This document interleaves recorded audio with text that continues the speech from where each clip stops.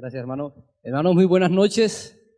Buenas tardes. Todavía el tiempo no ha pasado tan rápido, pero es un privilegio nuevamente estar aquí con ustedes, felices, compartiendo la palabra del Señor. Vamos a hablar hoy de lo más importante del mundo. Yo no sé para usted qué sea lo más importante en su vida. Quizás haya sido su familia, haya sido su trabajo o su carrera profesional. Pero en esta noche vas a salir de aquí con la seguridad de que lo más importante del mundo no son las cosas de esta tierra, sino que el gran Dios del cielo va a establecer su reino pronto en esta tierra. Un reino que no será jamás destruido ni será dejado a otro pueblo, como lo acabamos de leer en la lectura bíblica. Quiero que traigan a todos los sabios de mi reino, fue la orden del rey. Inmediatamente fueron congregados y llegaron cerca de 50 sabios, los hombres más inteligentes que este rey tenía en su reino. Quiero saber qué es lo más importante que yo debiera saber. Así que estos hombres obedientes al mandato del rey fueron a hacer la tarea, a buscar qué era lo más importante del mundo que el rey debería conocer. El rey está muy ocupado y no tenía tiempo para averiguar por sí mismo qué era lo más importante para él. Así que estos hombres salieron a cumplir su tarea y al cabo de nada más y nada menos que 10 años volvieron. Solamente 25 de ellos, porque los otros 25 habían muerto por causa de la fatiga y la vejez. Traían en sus manos una colección de 12 grandes libros donde estaba escrito lo más importante que el rey debería conocer. Había historia, geografía, matemáticas, ciencia, biología, eran lo selecto, lo más importante.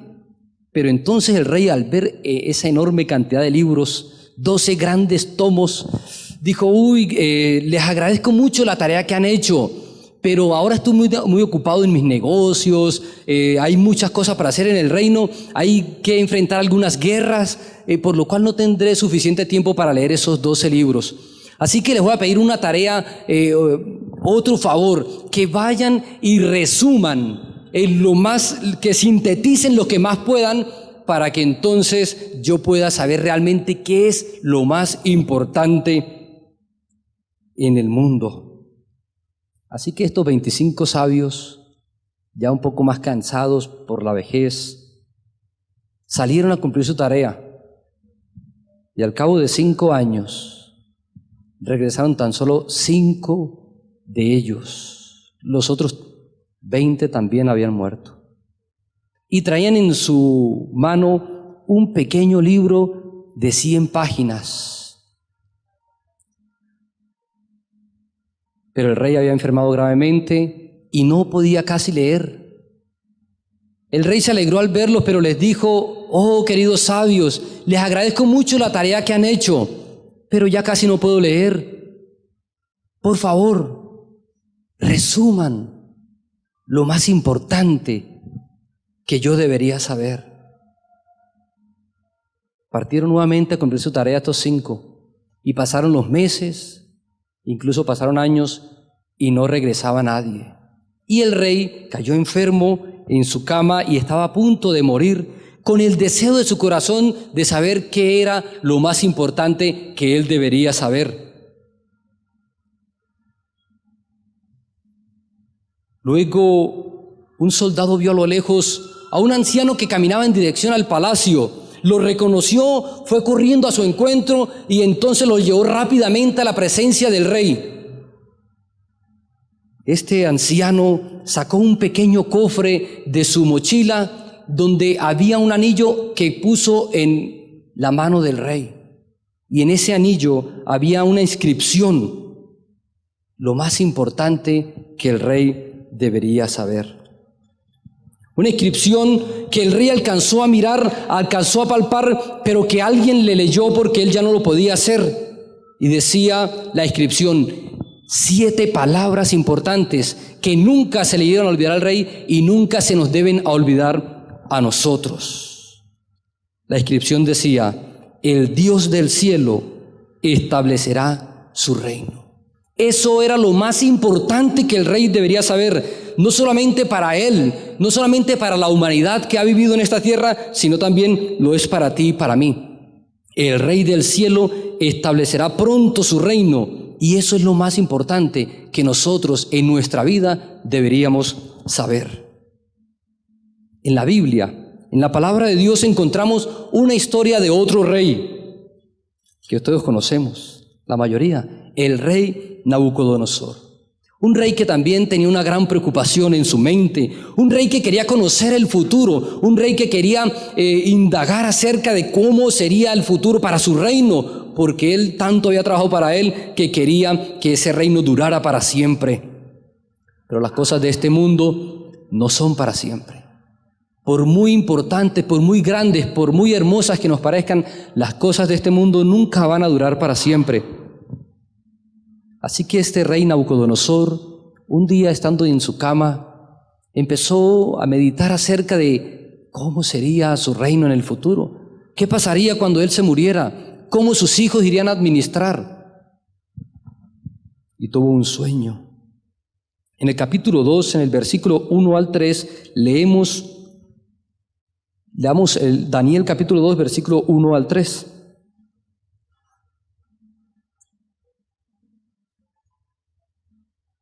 Dice así la palabra de Dios. En el segundo año del reinado de Nabucodonosor, tuvo un sueño, y se perturbó su espíritu, y se le fue el sueño. Hizo llamar el rey a magos, astrólogos, encantadores, caldeos, para que le explicasen sus sueños. Vinieron pues y se presentaron delante del rey.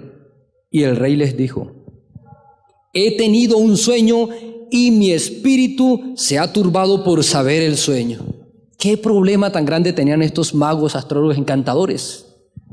Estos hombres no tenían la capacidad, nosotros podemos leer los siguientes versículos, no tenían la capacidad para interpretar el sueño porque no habían recibido el sueño. Nabucodonosor se había olvidado de él y no sabía, no recordaba, y entonces él llama a estos hombres, los más importantes de su reino, aquellos en quienes él confiaba los asuntos más importantes de su vida, para que le explicaran el sueño.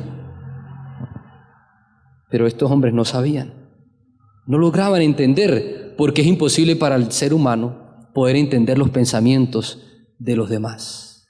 A veces ni entendemos nuestros propios pensamientos, a veces no comprendemos nuestros propios problemas y vamos a tratar entonces de entender, de entrar en la mente de la otra persona. Después de que fueron amenazados de muerte y de ser también galardonados con grandes riquezas, estos hombres dijeron quizás la única cosa sabia o cierta que dijeron en su vida. Leamos el versículo 10 y el versículo 11. Los caldeos respondieron delante del rey y dijeron: no hay hombre sobre la tierra que pueda declarar el asunto al rey.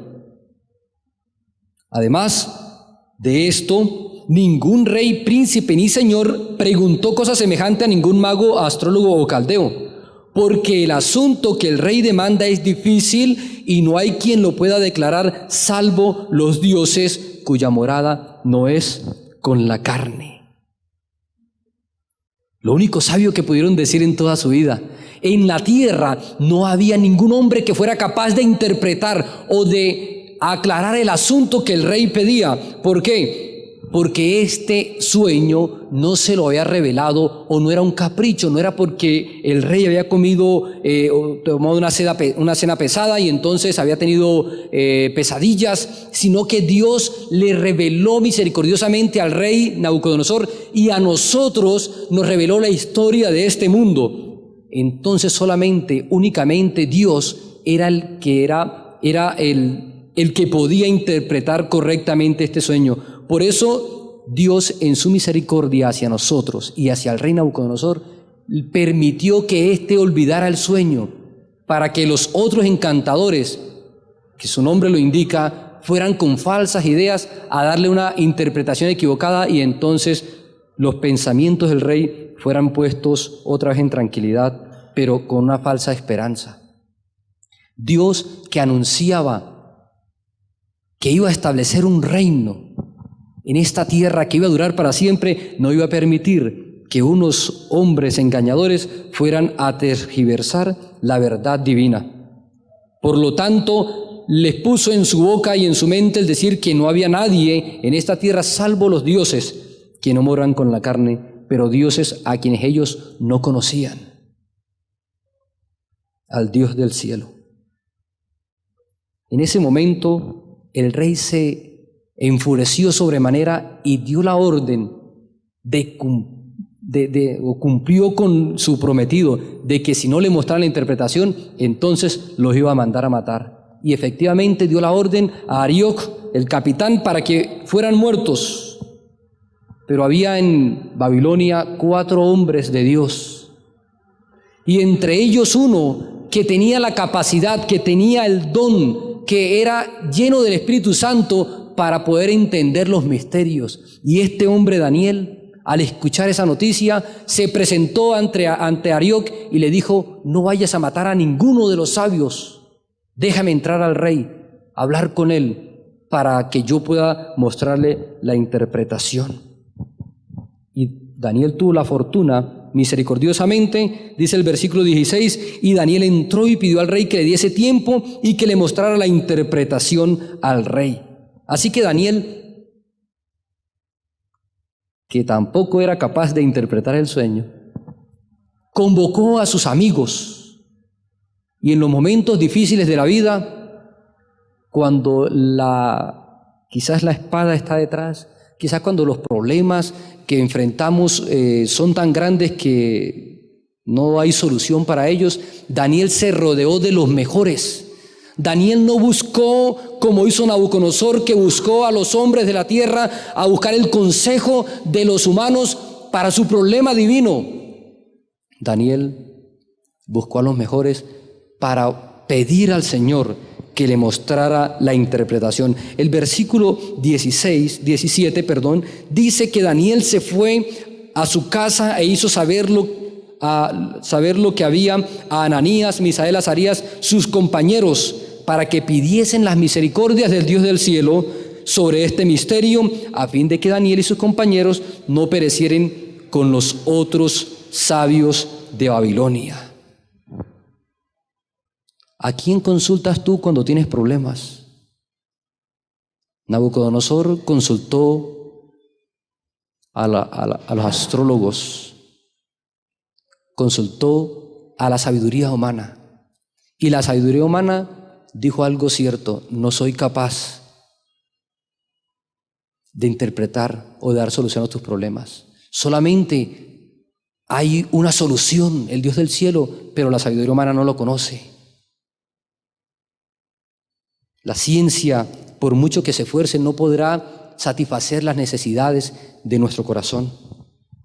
Solamente hay un Dios, y Daniel dice: no es cualquier Dios, es el Dios del cielo.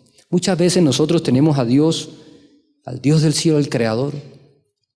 Queremos tener un Dios de bolsillo, un Dios que venga y solucione nuestros problemas, pero que nos deje vivir nuestra propia vida. Recuerdo que un concuñado tuvo un accidente fatal en una motocicleta, estaba ebrio y se estrelló, iba sin casco y se golpeó la cabeza y tenía un hematoma y estaba a punto de morir. La cuñada de él, mi cuñada, no la esposa, sino la cuñada, me llamaba en todo momento para que oráramos por Carlos. Quería que en todo momento estuviéramos orando por él, que hiciéramos lo que fuera necesario para que él pudiera ser salvado milagrosamente, porque solo un milagro podía salvarlo. Y oramos por Carlos, rogamos al Señor por Carlos y Carlos se sanó. Pero Carlos continuó su vida desordenada. Una vez Carlos se sana, entonces comienzo a invitar a mi cuñada a la iglesia, a buscar de Dios, a seguir buscando de Dios, no solamente en los problemas, pero ya no tenía tiempo para ir a la iglesia. Ya no tenía tiempo para buscar a Dios. Ya estaba muy ocupada en sus tareas. A veces nosotros queremos un Dios que lo vamos a utilizar como utilizamos cualquier objeto desechable que nos sirve en el momento y ya no nos sirve para después. Qué triste es que para nosotros como cristianos nos arrodillemos, oremos al Dios del cielo pidiendo su misericordia y luego entonces de pedir, el Señor está dispuesto a dar, pero nosotros no tenemos tiempo para esperar su respuesta. Cierta vez estaba con mis amigos de barrio y tenía que pasar donde mi madrina a darle una razón que le habían enviado a mi mamá. Y yo llego donde mi madrina y las madrinas son muy queridas. Ella me quería a mí mucho como a su hijo. Y entonces yo apenas llegué, ella me tenía un plato de comida, una arepa o cañera rellena de queso. Deliciosa. Y yo tenía hambre porque no había comido en la casa para irme con mis amigos. Y entonces le dije, madrina, qué pena, estoy de afán. Y la dejé con el plato en la mano, aun cuando tenía hambre. Y a veces así somos con Dios.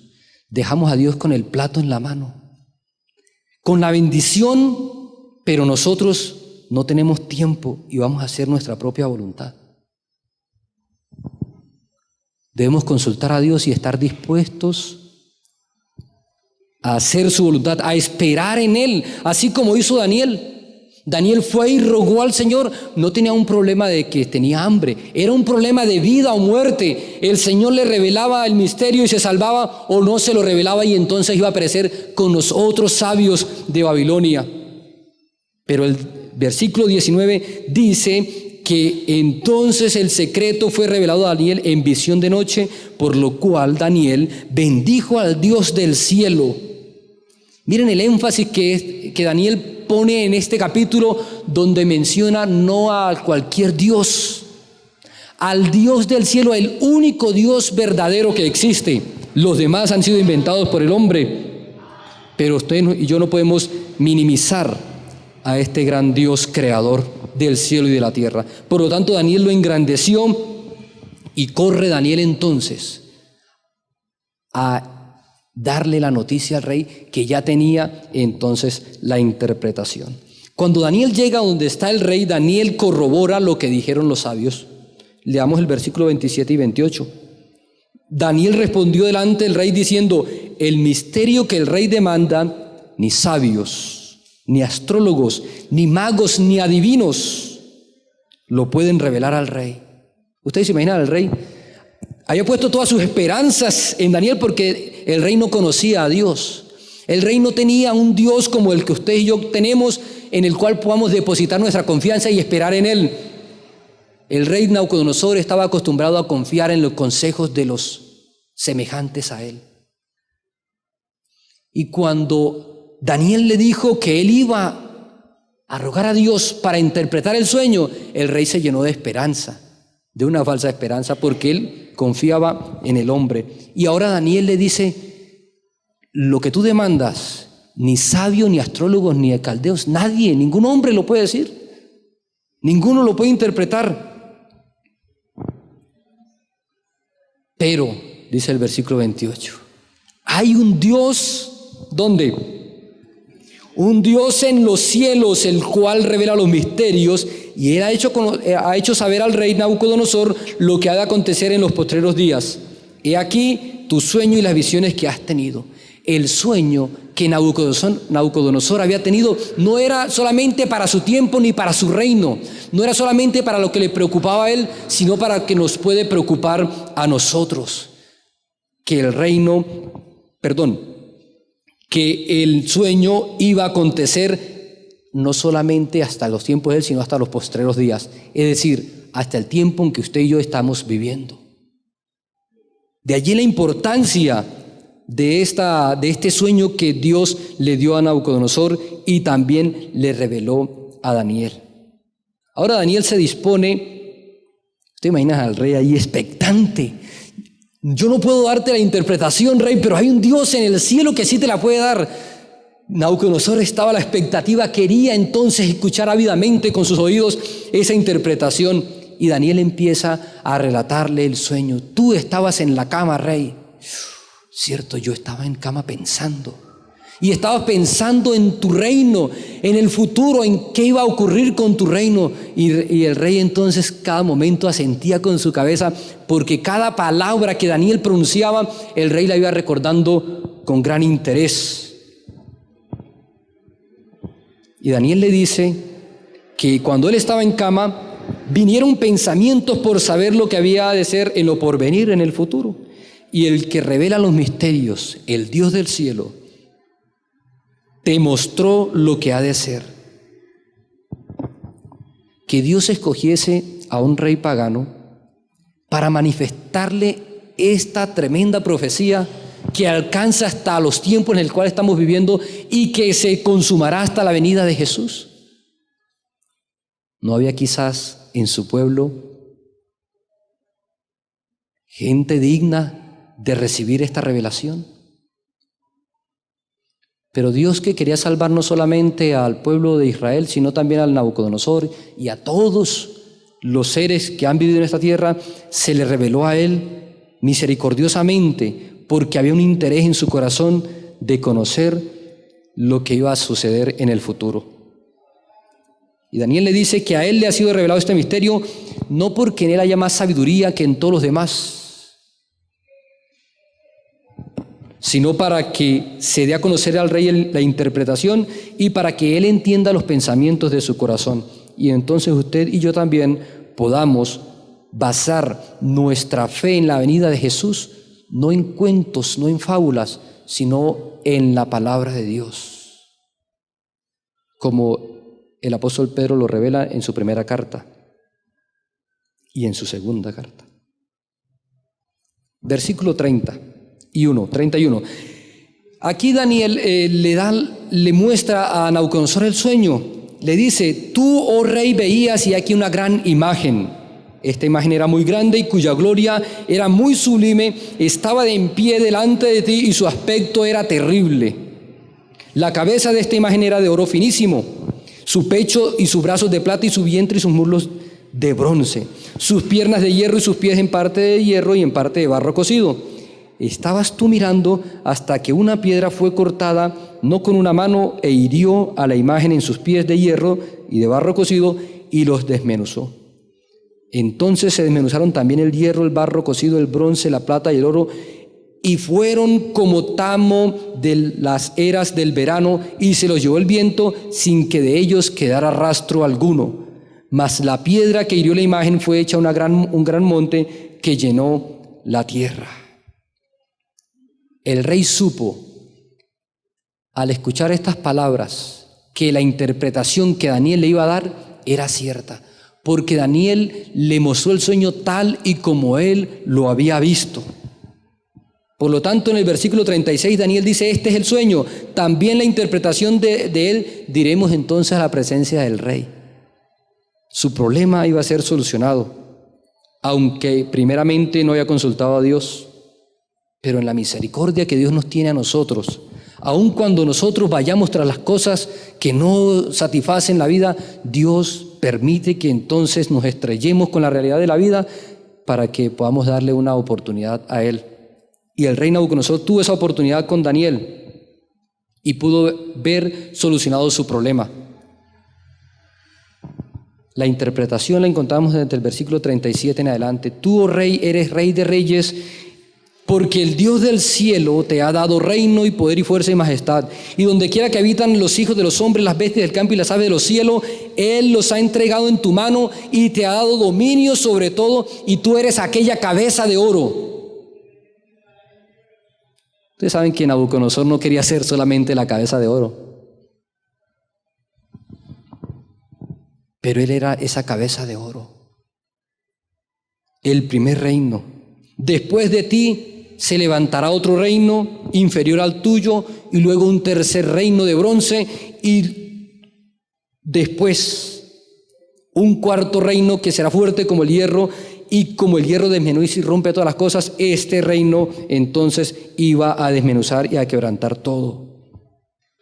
Y lo que viste entre el hierro mezclado con el barro significa que en parte el barro cocido del alfarero, en parte el hierro, será un reino dividido, mas habrá en él algo de la fuerza del hierro, pero también tendrá la debilidad, ¿cierto?, del barro.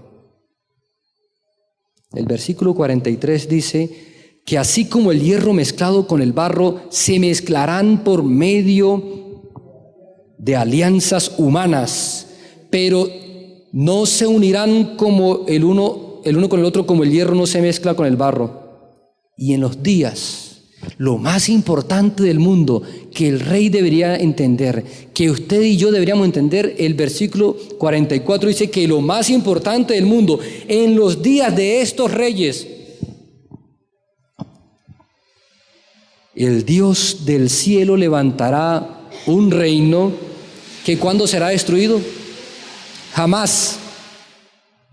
Jamás será destruido, ni será dejado a otro pueblo como los reinos que iban a suceder a Babilonia. Desmenuzará y consumirá todos estos reinos, pero Él permanecerá para siempre. Amén. Qué maravillosa interpretación. ¿Cómo quedaría el rey? El rey quedó pero tan agradecido a Dios y a Daniel por lo que ha hecho, que se postró y adoró al Dios del cielo. ¿Saben? Esta profecía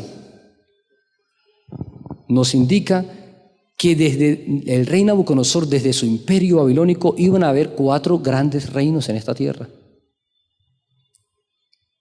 Y la mayoría, la historia lo corrobora, dice que Babilonia era esa cabeza de oro. Pues Nabucodonosor era el rey de Babilonia y Daniel dijo, tú eres esa cabeza de oro.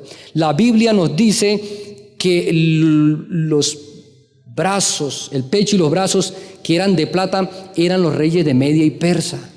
No solamente el capítulo 2, porque esta es la profecía que se repite en el capítulo 7, que se repite en el capítulo 8 y que luego en el capítulo 10 y 11 se sigue explicando a Daniel la interpretación. Porque es tan abarcante, es tan grande, tan compleja, que no solamente a través de una estatua con 4 metales se iba a poder identificar a estos reinos. Medo-Persia fue el reino que conquistó a Babilonia. Lo podemos leer en el capítulo 6, en el versículo 24 y 28. Ya Nabucodonosor había muerto, porque todo lo que existe en esta tierra es pasajero. No somos eternos, ni nosotros, ni lo que tenemos, ni lo que alcancemos. Pero en el versículo 24 al 28 del capítulo 6 de Daniel nos dice que en ese momento de la historia del reinado de Babilonia estaba reinando Belsasar, un nieto de Nabucodonosor.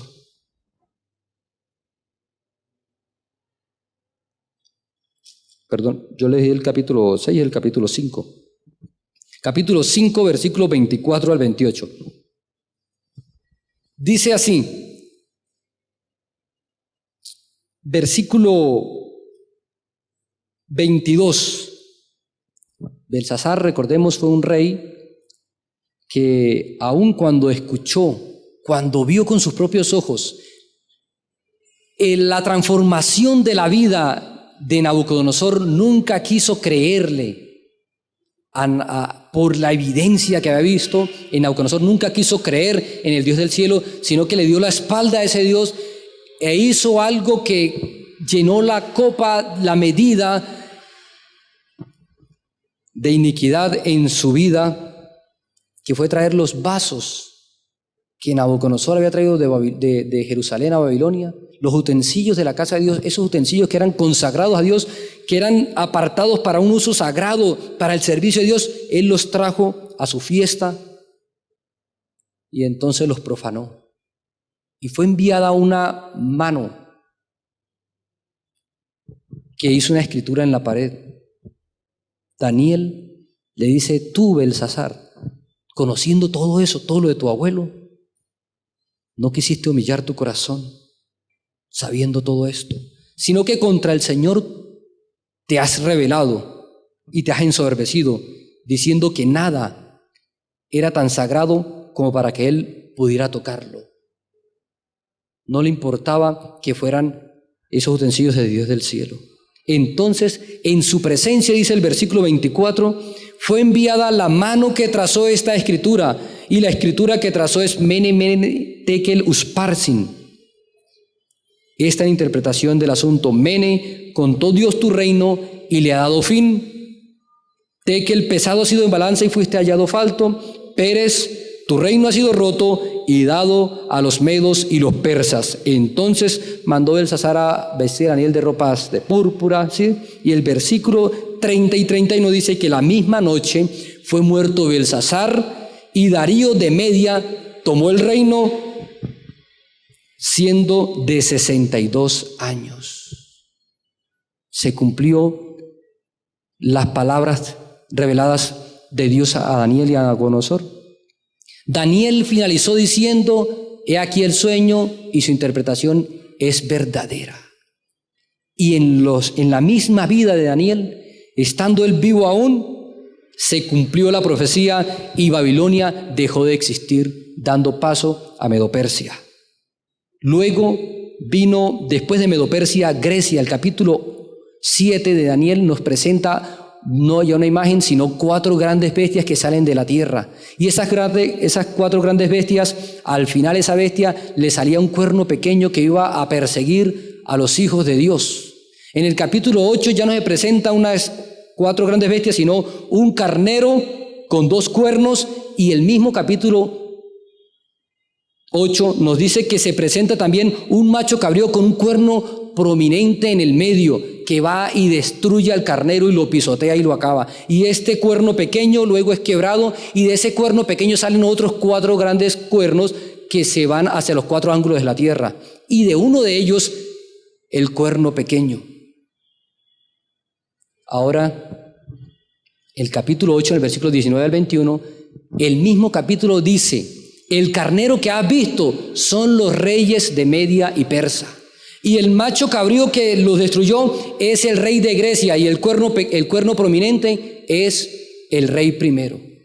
La historia nos dice que Grecia, al mando de Alejandro Magno, el primer rey de Grecia, conquistó a Medo-Persia, pero que tristemente este hombre, por su vida desordenada, murió a los 33 años.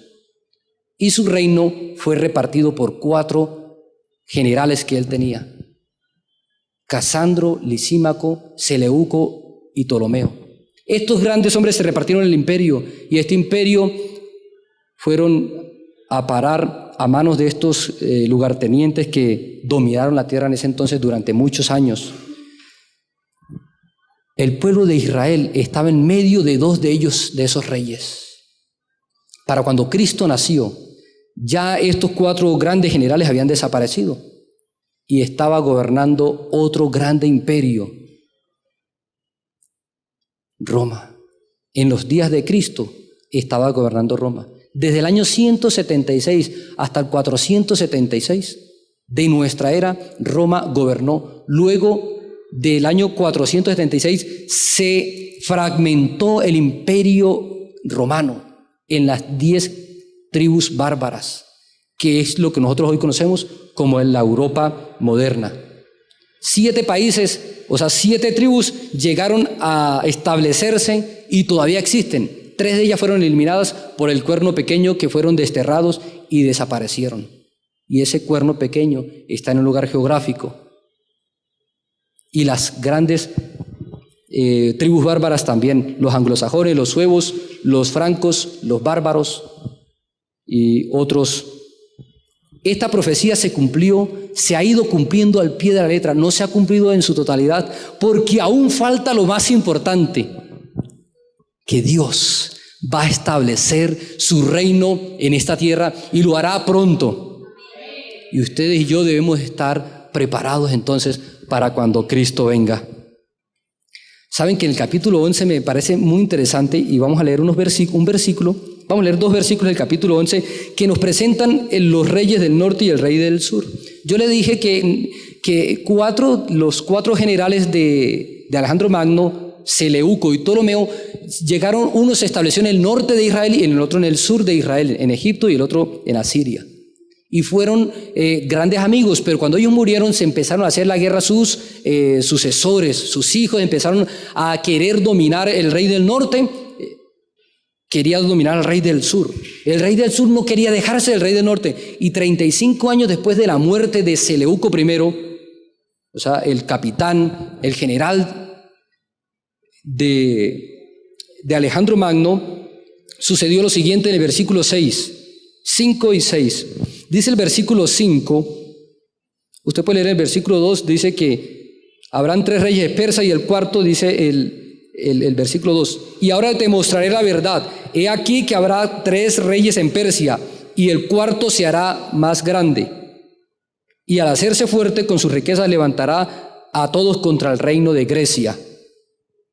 Se levantará luego un rey valiente, Alejandro Magno, el cual dominará la tierra con gran poder y hará su voluntad. Pero cuando éste se haya levantado, su reino será quebrantado y repartido hacia los 4 vientos del cielo, es decir, hacia estos grandes 4 generales que repartieron la tierra y no a sus descendientes, porque Alejandro Magno no tenía hijos todavía. Y el versículo 6 dice que al cabo de años harán alianza. Leímos en el capítulo 2 que iban a hacer alianza a través de relaciones humanas, pero que no iban a poder unir el imperio. Vean, la historia nos ha dicho a nosotros que grandes hombres como por ejemplo Napoleón Bonaparte, Hitler, varias personas fuertes, guerreros, quisieron unir el mundo, pero no pudieron. La Biblia dice que no se unirían jamás. No se volverían a unir, así como el hierro no se mezcla con el barro, las naciones nunca más se volverían a unir. Y dice el versículo 6 que al cabo de años harán alianza y la hija del rey del sur vendrá al rey del norte para hacer la paz, pero ella no podrá retener la fuerza de su brazo, ni permanecerá él ni su brazo, porque ella será entregada y los que la habían traído a sí mismo, su hijo, y los que estaban con ella de parte de ella en aquel tiempo. Dios se reveló hasta los detalles más íntimos de las familias. Resulta que Seleuco, el que estaba al norte de Israel, estaba casado con una señora llamada Laodicea. Entonces el rey del sur, Ptolomeo, le dio a Seleuco II, le dio su hija, para que se casaran y tener una alianza y pudieran unir y hacer la paz. Así que entonces Seleuco, el del norte, despidió a su esposa, le quitó sus privilegios y a sus hijos les impidió que fuesen los sucesores en el reino, y se casó con Berenice, la hija de Ptolomeo, y tuvieron un hijo. Pero el hombre que vive desordenadamente toma decisiones equivocadas, pero Dios sabía que eso iba a pasar y lo reveló 300 años antes de que pasase. Esto ocurrió en el año 250, 270 antes de Cristo, pero Dios se lo reveló a Daniel casi 600 años antes de Cristo. Resulta que este personaje Seleuco empezó a congraciarse otra vez con Laodicea, a tener amistad con ella, y entonces se reconciliaron. Después de haberla despedido, de haberse casado con Berenice, ahora se vuelve y tiene amistad y relaciones con esta mujer, y entonces en un momento de venganza, Laodicea envenenó a Seleuco y le quitó la vida. Pero Berenice era del reino del sur y estaba viviendo en el reino del norte. La Biblia dice que ella también iba a morir. Y efectivamente los secuaces de Laodicea mataron a Berenice. Y no solamente a Berenice, sino a su hijo que había tenido con Seleuco. Y no solamente a ella y a su hijo, sino a aquellos que habían venido con ella desde Egipto. Si todo esto se cumplió al pie de la letra tal como Dios lo dijo desde tiempos antiguos. ¿Será posible que usted y yo dudemos de que lo último que hace falta por cumplirse no se cumpla, cuando ya todo lo demás se cumplió? Daniel, inspirado por Dios, dijo: he aquí el sueño es verdadero y fiel la interpretación. Lo más importante que usted y yo debemos saber es que el reino de Dios está pronto a establecerse en esta tierra. Eso es lo más importante. Se te pueden olvidar todos los detalles, después los puedes buscar en la internet. Pero que no se te olvide, que no pases por alto que el Dios del cielo pronto establecerá su reino, un reino que no será jamás destruido, un reino en el cual usted y yo podemos vivir y gozar de una eterna juventud sin problemas, sin dolor, sin clamor, porque esas cosas dejarán de existir para siempre. ¿Quieres tú vivir en ese reino? ¿Quieres prepararte para vivir con Jesús por la eternidad en ese reino, el cual dominará toda la tierra? El apóstol Pedro nos dijo que usted y yo debemos, por la gracia de Dios, estar atentos a la palabra profética, porque ella es como una antorcha que alumbra nuestro sendero mientras esperamos el regreso de nuestro Señor Jesucristo. Hoy Dios te invita a prepararte a formar parte de ese reino que durará por la eternidad. Bienaventurados los que lavan sus ropas, dice Apocalipsis 22, para que tengan derecho a entrar por las puertas de la ciudad. Dios se está invitando a entrar por las puertas de la ciudad celestial. ¿Cuántos quieren entrar en ese reino? ¿Cuántos quieren colocarse de pie en respuesta a esa invitación que Dios nos hace? En esta noche, en este momento, va a haber un bautismo. Hay una persona que ha decidido entregar su vida a Jesús. Y hoy es un momento precioso para que tú tomes esa decisión. Si hay alguien aquí que ha estado durante algún tiempo conociendo a Dios, que ha venido a la iglesia y que sabe que su vida no es completa hasta que no acepte a Jesús, si hoy puedes tomar esa decisión, hoy te invito a que le entregues tu corazón a Jesús, a que empieces a prepararte para vivir con Jesús por la eternidad. ¿Hay alguien aquí que aún no ha entregado su vida a Jesús levantando su mano? ¿Quisiera usted entregar su vida a Jesús, prepararse para el bautismo? Tenemos bautismos este martes, el miércoles, el sábado también habrá una gran fiesta espiritual. ¿Quisiera usted prepararse para que durante esta semana pueda entregar su vida a Jesús? Si usted siente que el Espíritu Santo lo está llamando, acepte la invitación. Hoy es el día aceptable. Hoy es el día de salvación. Hoy es el día en que usted puede tomar la decisión de entrar por las puertas de la ciudad. ¿Quiere que pasar al frente para que oremos por usted? Dios te está invitando. No tienes nada que perder. Tienes mucho que ganar.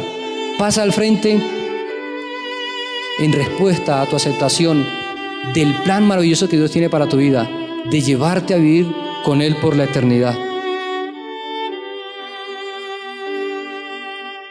Vamos a orar mientras nos preparamos para el bautismo y luego podemos celebrar juntos esta maravillosa invitación que el Señor nos hace. Oremos. Querido y eterno Dios, te damos gracias porque tú tienes un reino, Señor, un reino eterno que durará para siempre, al cual nos invita, Señor. Gracias te damos porque este reino está preparado desde antes de la fundación del mundo, Señor. Porque tú lo has prometido desde tiempos antiguos, porque lo prometiste a través del profeta Daniel, cuya profecía se ha cumplido al pie de la letra, Señor. Nuestro Dios, tenemos la esperanza de ver venir a Jesús en gloria y rogamos que nada ni nadie, Señor, pueda apartarnos de esa maravillosa esperanza. Que nadie pueda quitar de nuestro corazón nuestra mayor esperanza de ver a Jesús en gloria y majestad.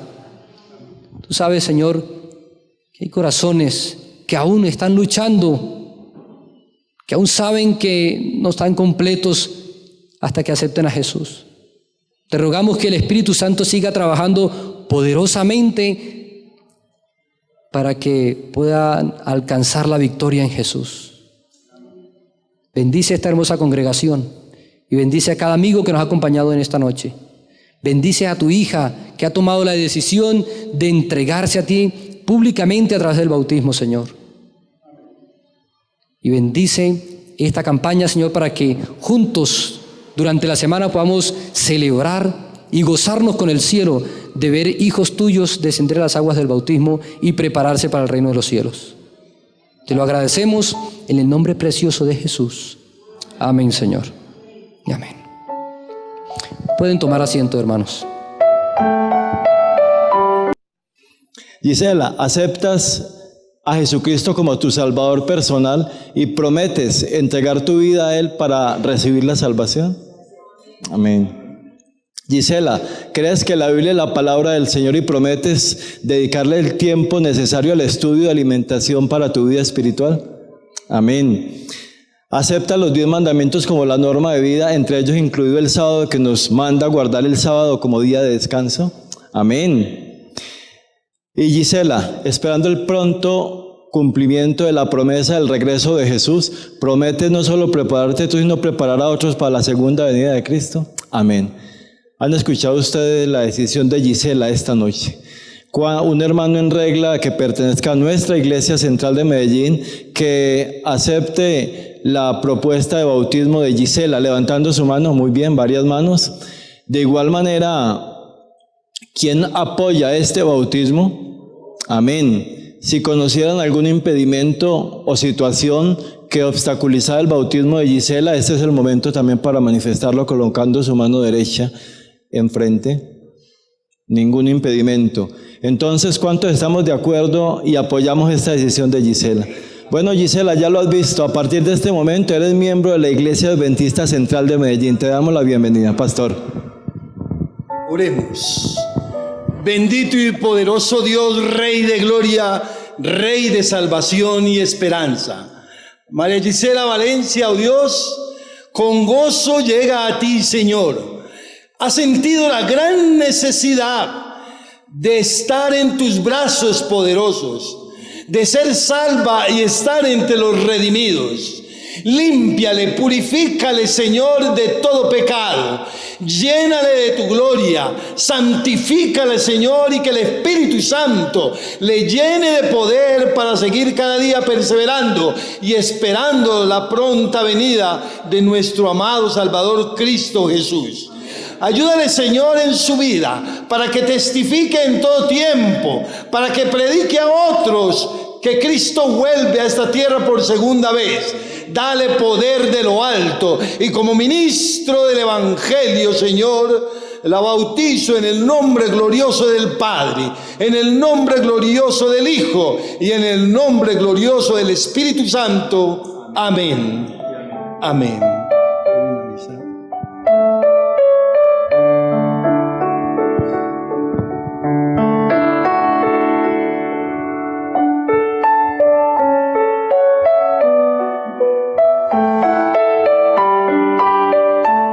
Amén. Amén. Gisela está feliz. ¿Quieres decir algo? Ella está contenta. Estoy contenta en este día. Amén. Su hermanita que está en Estados Unidos le ha hablado de Jesús. Le ha dicho que este es el camino. ¿Cuántos queremos ser renovados por el poder del Espíritu Santo? Vamos a colocarnos de pie y vamos a orar. Padre amado, esta preciosa alma, Señor, te pertenece, y todos los que estamos aquí y todos los que perseveran en diferentes países del mundo, y muchos que te buscan, y aún algunos que todavía no te conocen, pertenecen al Dios de amor que murió en la cruz del Calvario. Santifícanos, Señor, límpianos, purifícanos, llénanos de tu gloria, de tu poder, del Espíritu Santo. Guíanos, Señor, y perdona nuestras faltas. Ayúdanos a vivir para ti, y que cada día sintamos el gozo de amarte, de adorarte y de buscar del Dios eterno que vendrá por nosotros. Llénanos, Señor, cada día del poder del Espíritu Santo. Bautízanos, Señor, con ese poder grande y sublime, en el nombre de Cristo Jesús. Amén.